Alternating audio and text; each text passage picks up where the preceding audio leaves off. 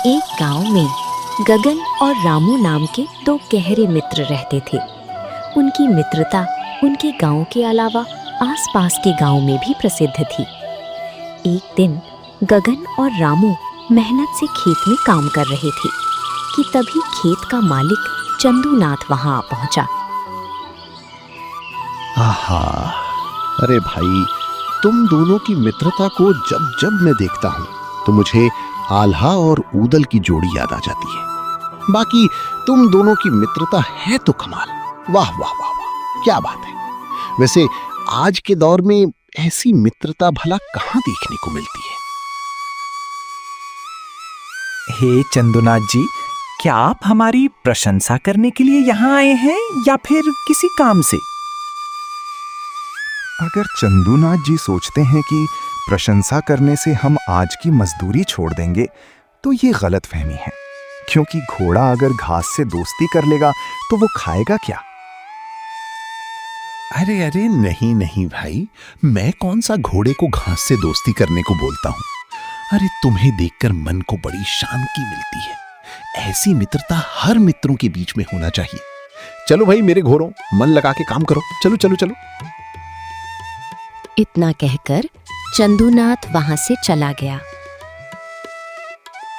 शाम को दोनों दोस्त अपना काम खत्म करके घर की ओर आने लगे। रामू और गगन दोनों अनाथ थे। गगन के पास तो रहने के लिए घर था, लेकिन रामू के पास घर भी नहीं था। वो गगन के घर पर ही सोता था। दोनों जैसे ही घर पहुंचे तभी पड़ोस की गंगा मौसी खाना लेकर आ गईं।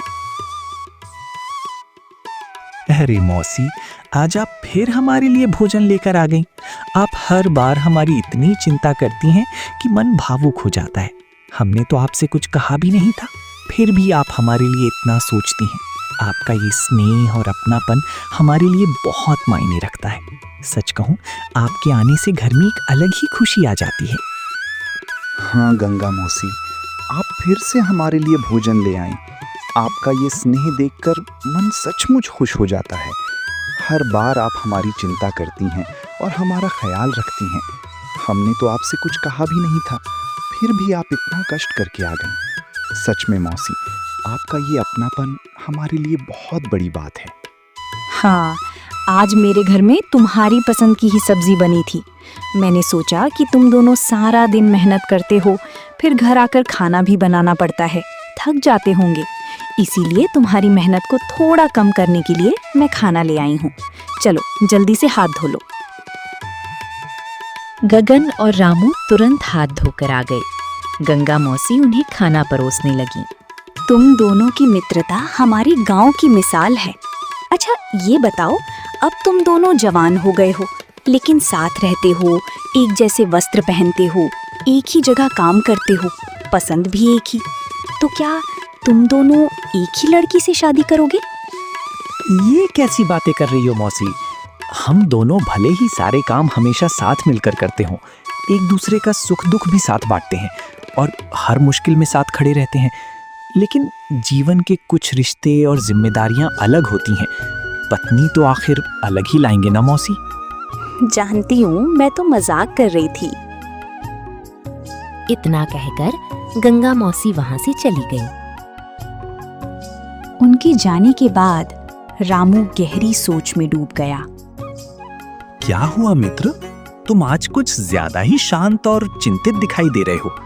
मैं देख रहा हूं कि तुम काफी देर से किसी गहरी सोच में डूबे हुए हो। तुम्हारे चेहरे पर भी किसी चिंता की झलक साफ नजर आ रही है। आखिर क्या हो गया है? मुझे भी तो बताओ मित्र। गगन, मेरे मित्र, गंगा मौसी ने जो बात कही उसी के बारे में सोच रहा हूँ। देखो, मैं तुमसे हमेशा सब बात छुपाए बिना साझा करता रहता हूँ, पर एक बात है जो मैंने तुमको कभी नहीं बताई। मतलब गगन, बात यह है कि